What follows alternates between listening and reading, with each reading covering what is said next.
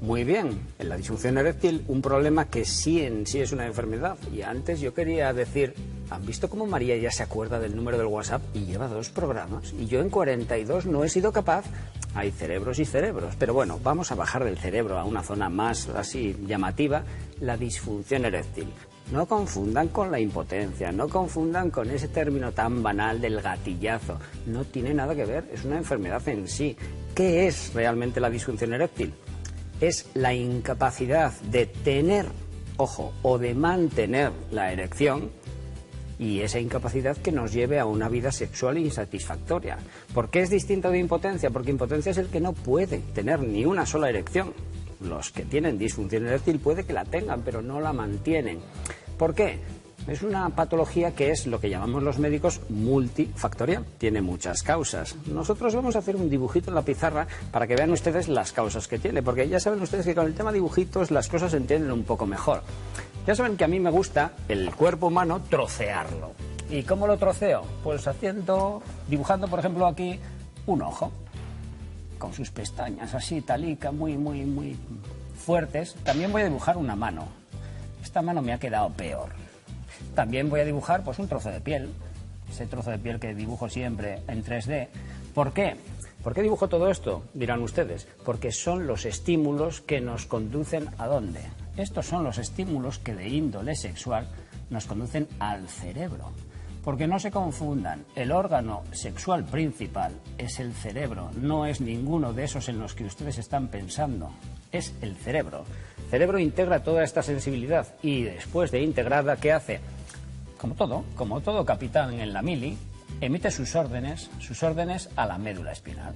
Esa médula espinal que nosotros ya saben que siempre la dibujamos así, de la cual salen nervios, con su neuronilla en medio y con su axón al final. ¿Dónde van esos nervios? Esos nervios van a vasos sanguíneos, que son canalones. Y son los canalones que llevan la sangre, que es el elemento hidráulico principal para el tema de la erección. Porque esto sería un pene sin erección, es decir, el pene que tira para abajo, en circunstancias normales, porque claro, no podemos estar todo el día presentando armas como si fuéramos el abanderado de los Juegos Olímpicos. La posición de reposo es la posición de reposo. Imagínense ustedes que tenemos estímulos.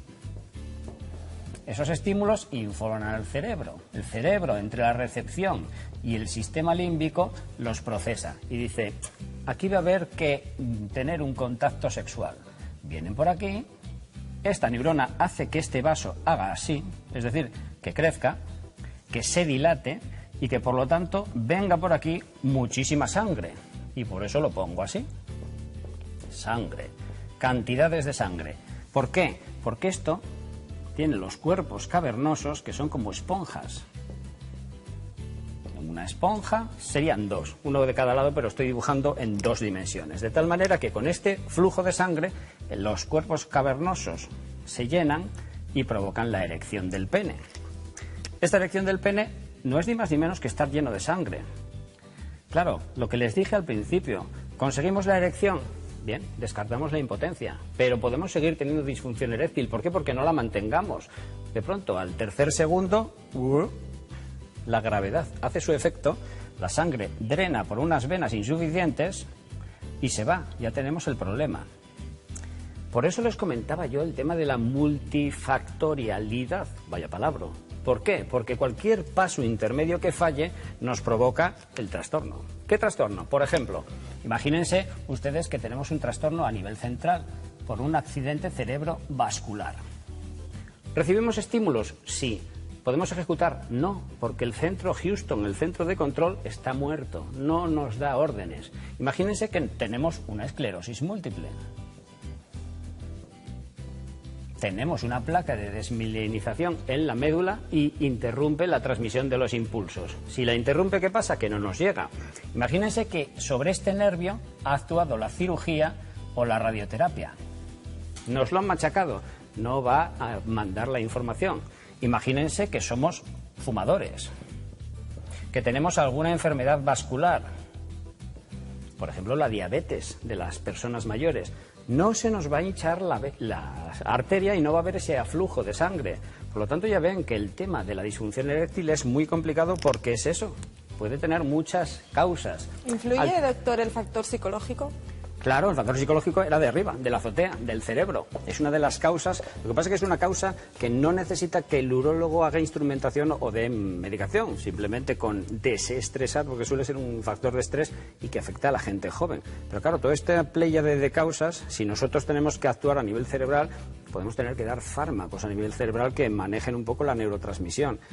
El fármaco o la familia de fármacos que más se está utilizando son fármacos que afectan a esos vasos de la irrigación al pene, que son lo que ustedes conocen de la pastillita azul y sus dos sucesoras que son de mejor generación.